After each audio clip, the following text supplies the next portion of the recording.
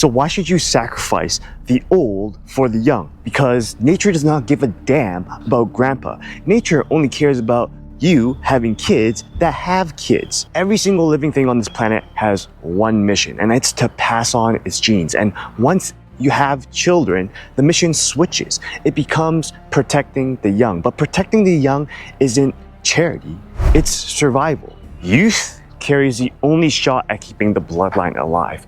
Back in my 20s, I was a hormone machine. But now that I'm 33, I start recognizing that my sex drive is actually decreasing. I remember when I first left home for an internship at BlackBerry, I literally flew across the country for this opportunity.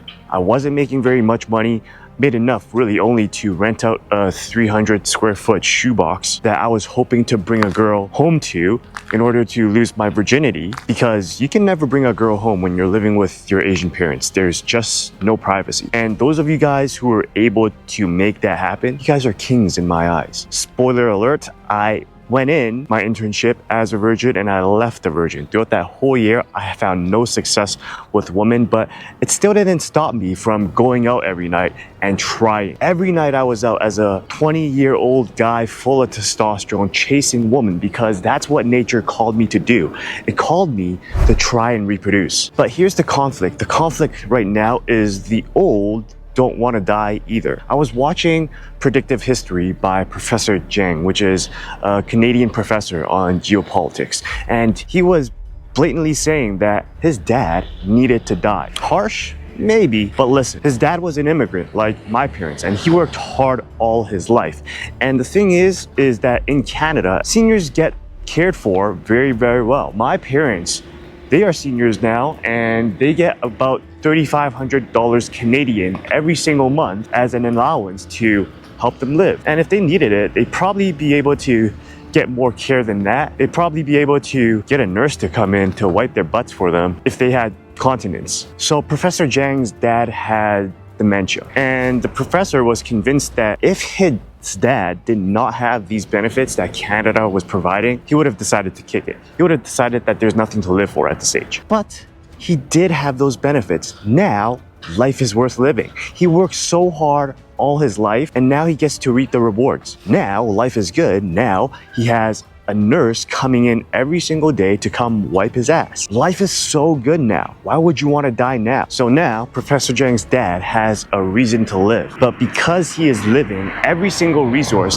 that could be spent on the young is now spent on the old. And the young is always a better investment. Societies that focus on the old always stagnate. And it's happening to every single first world nation. It's even happening to China, particularly China, because they had that one-child policy, which was a stupid policy. Did you know that during the 1800s, the average lifespan of a human was 30 to 40 years? And today I was at jiu-jitsu, and one of my jiu-jitsu buddies, who's 30-year-old, was telling me that his grandparents, all four of them, were alive. And they were all alive and kicking, and they were all in their 90s. And that sounds nice, right? But here's the catch. It's bleeding resources dry.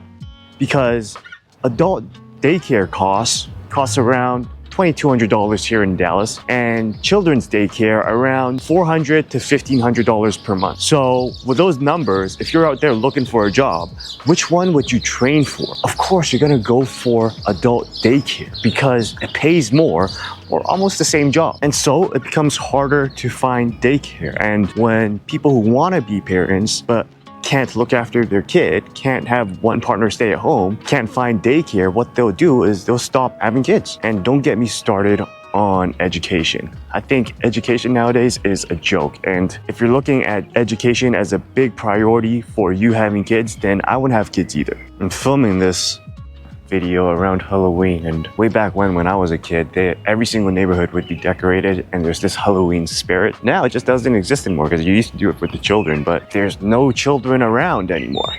So I think the end game is that birth rates will collapse like they aren't already, and governments will stop giving seniors as much benefits. And when they do that, seniors will be like, all right, life is not worth living anymore. So we'll just kick it. If there's no benefits, there's no purpose. So there's no real reason to stick around. While we're on the topic of seniors, children, and bloodline, if you're watching this and you're a guy, you probably want to have children sometime in your life. Maybe not in your 20s. In your 20s, you're full of testosterone and you probably just focused on chasing women. That's how I was like in my 20s. Then in your 30s, you start thinking about legacy and bloodline. But if you're focusing on that, you're probably neglecting your skincare. And let me tell you this, if you look around, women do care a lot about their skincare and skincare routines. And that's something I think you need to hop on as well, because it really shows how diligent you are if you're keeping your skin clear. And one thing that can help you is this app that I made, TFUEL, which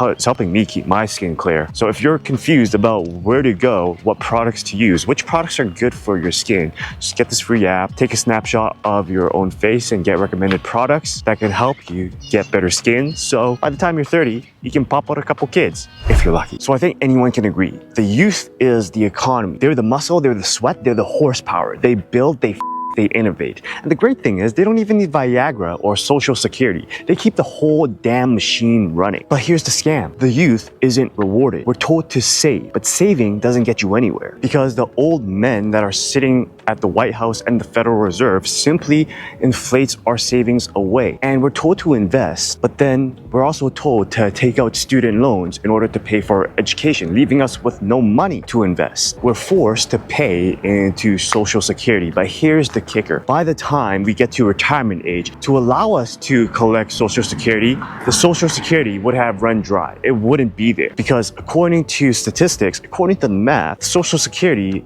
is predicted to run out by 2035. And guys, that's just 10 years away. And I'm 33. You know, progress only happens when you're given a chance, but the greedy old men have basically taken every chance away. So we're left with dead-eyed 20-somethings who are still living in their parents' basement, drowning in debt, being called lazy for not wanting to climb the corporate ladder when the ladder has been already sawn off. I mean, think about it. Every nation, every empire was built on young backs. The founding fathers were barely older than college students when they signed the Declaration of Independence in July 4th, 1776. The Roman Empire was founded by Augustus Caesar when he was only 35 years old. And every empire that forgets this rots from the inside out. So I think the two empires that are rotting today is Russia and Ukraine. They've got it backwards. They're literally torching their futures in order to keep old men in power. Instead of giving the youth opportunity, they are stealing it. They're literally yanking 18-year-olds off the street and stuffing them into buses, handing them rifles that they barely know how to load. Draft officers are raiding apartments looking for kids to conscript like they're bounty hunters. They're kidnapping children from train stations to throw at a war. Meanwhile, old men are sitting on their ivory towers drinking vodka while letting their youths die. And every body that is dumped in the mud isn't just some other body. It's a whole bloodline that is erased. Imagine that your whole entire ancestors, your bloodline, they escaped mammoths, saber-toothed tigers, only to give birth to you, to shove you into a war that you don't want, just so you can die in a trench, forced to fight in a war you don't even want before you've even kissed a girl. Really guys, the Russia-Ukraine war has everything upside down. You know, war used to be about freedom. It used to be about values and beliefs. But today, it's about two old men trying to cling on to power. I mean, with Putin at 72 years old and Zelensky almost 50, they're clinging to their thrones, clinging to land, pride, their fragile egos. They're old men playing chess with kids' lives when those kids are supposed to be in classrooms, going on first dates, having fun. They're not supposed to be in body bags. You know, they sell it as defending the homeland. But the truth is, Zelensky is being bankrolled by the Proof of Weapons Network, a network of weapons dealers that actually needs the war to go on. Meanwhile, Russia is bankrolled by China and India. Since they are sanctioned by every other country, they're just selling oil to China and India at a lower cost. Meanwhile, China and India takes that oil and they resell it to the West, but instead of having the label say made in Russia, they're just gonna put their own label to it. Made in China, made in India. And then they resell it to the Western nation at a higher price. It's all theater. The future of both nations are rotting under artillery craters. Boys that never had their first kiss, that never had their first girlfriend, are buried under frozen dirt. And parents are then handed a folded flag with some nonsense about honor and pride. But you know what the real endgame is? The end game is that both nations are burning their futures away. They're both gonna die. They're both gonna run out of youth. You know, the youth that date, marry, have kids, pay taxes. All that's gonna be left is a land of old men ruling over ghosts, praying that nations with younger blood won't step into their territory and take over. Well then, I'm glad I live in the West, right? I'm glad I live in the good old US of A, right? Wrong. In the West, we don't send our kids to die in the trenches. We actually turn them into gooners. And then we slowly strangle them with debt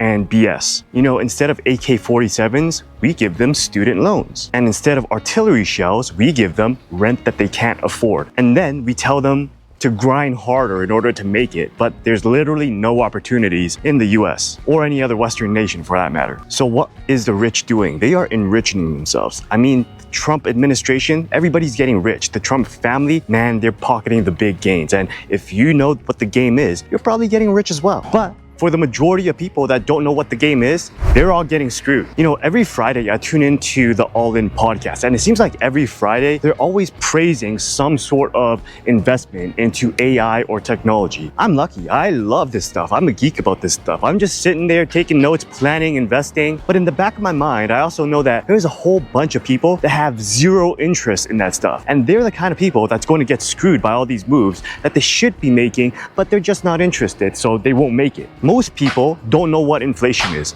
Most people are told to save, not knowing that the savings that they're making are literally rotting away every single year due to inflation. Most don't invest, not knowing that investing and not investing is literally the line between thriving and barely surviving. And while all that is happening, AI is literally cranking at a speed where sooner or later, they're gonna produce fembots. And these fembots are going to be able to satisfy sexual desire. Fembots that will cripple young men that are already hooked onto OnlyFans and porn. You can call me a sexist, I don't care. But an economy cannot grow without its men.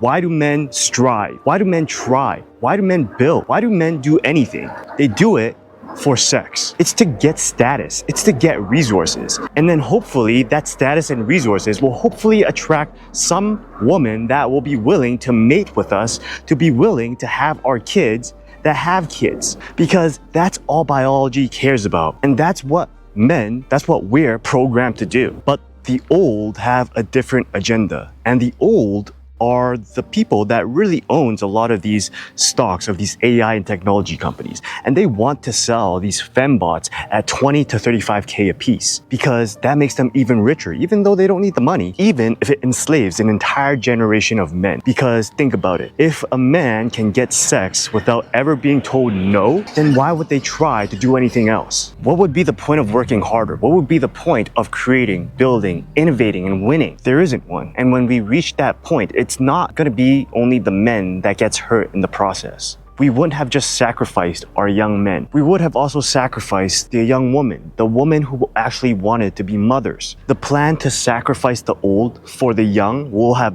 backfired because the old would have obliterated the young in that process. And in doing so, they would have committed generational suicide.